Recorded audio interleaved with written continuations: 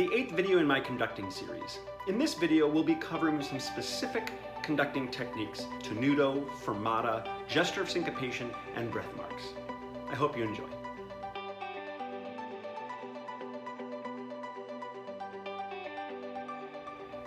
Now, tenuto. There's the tenuto marking, which is the little line above the note, which means to give the note full value.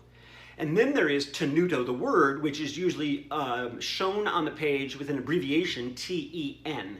But when we're talking about that operatic style tenuto, it doesn't mean just full value. It actually means that beat is stretched. That specific beat is elongated compared to the beats around it. So the musician is going to hold it ever so slightly longer, not a fermata.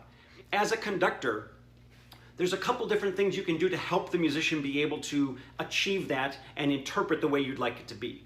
One is, as you get into the beat that has this tenuto marking on it, to do a little hiccup move and then lift as you hold it. So for instance, if the tenuto was on beat 3, 1, 2, 3, I'm holding, and then I move on. That little hiccup brings attention to that moment. It shows them I'm subdividing it, now hold it, and then moving on. How you use that varies from conductor to conductor. How it looks on you varies from conductor to conductor. From music to music, from ensemble to ensemble, they may react differently. That's just one possible way of showing it. In most cases, though, a stretching of the sound, leading with your wrist as if it's almost legato for that one beat, and then moving on, is going to help them to feel the stretch of the beat.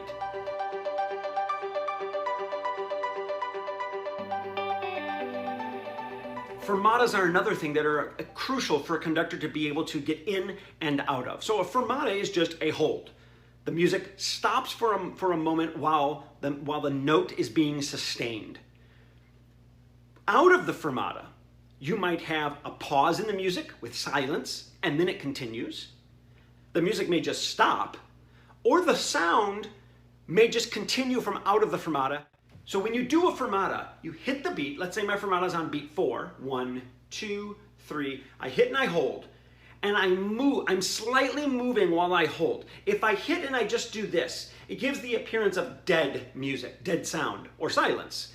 Or the musician will interpret that as like a stale tone. They're not going to use the same energy into their sound as if they see you moving. Like this is still a living sound. Coming out of that fermata, if the music just continues on, then from that, I will just prep and continue. If I want them to stop, then I will show a release. If it's a long pause, then I wait. And then I prep going into the next piece of music. If I want them to continue on, but with a slight break in the sound, I will hold the fermata, and as I prep, I show the release. So hold, release, play. That release is the prep to the continuation of the music after the fermata.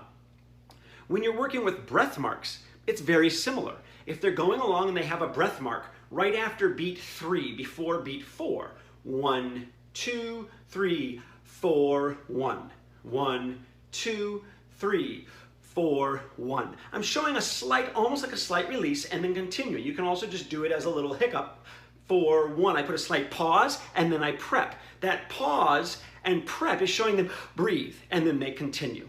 Play around with those ideas and see how your musicians respond.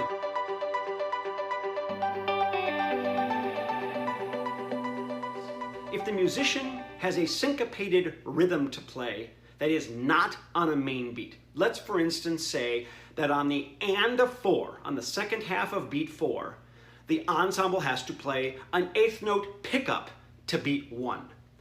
I want them to play that 8th note as precise and as cleanly together as they would as if it was right on beat 4, which is easy when I'm conducting to just see there's where beat 4 is. But I want them to play it on the and of 4, 1 and 2 and 3 and 4 and. I want them to play it there cleanly.